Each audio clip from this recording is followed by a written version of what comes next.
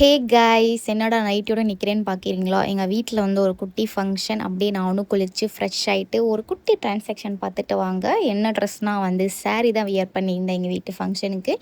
அப்புறம் நானும் தியாவும் வந்து சேம் கலர் ட்ரெஸ். அவங்க அம்மா கூட அவள் மேட்ச் ஆகலை. நானும் தியாவும் எப்போதுமே மேட்சிங்காக தான் ஒரு மாதிரி காம்பினேஷன் வந்து அமைஞ்சிரும்.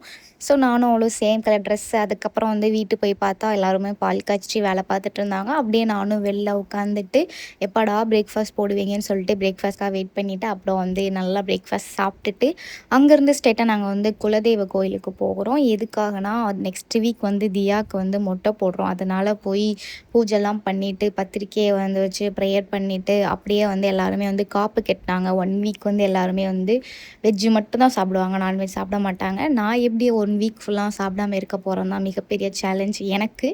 அப்புறம் வீட்டுக்கு வந்தோடனேயும் பாப்பா வந்து தூங்கிட்டா. பாப்பாவை தொட்டில் ஆட்டிட்டு அப்படியே வந்து லஞ்சுக்கும் வந்து ரெடி ஆகிட்டு அப்படியே போய் லஞ்சே நல்லபடியாக வெஜ்ஜு சாப்பிட்டுட்டு நைட்டு வந்து நானும் வந்து சென்னை கிளம்பிட்டேன். வீட்டில் இருக்கிறவங்க எல்லாருக்கும் பப்பாய் சொல்லிட்டு நானும் வந்து பேக் டு சென்னை வந்துட்டேன். ஓகே மக்களே, பப்பாய்.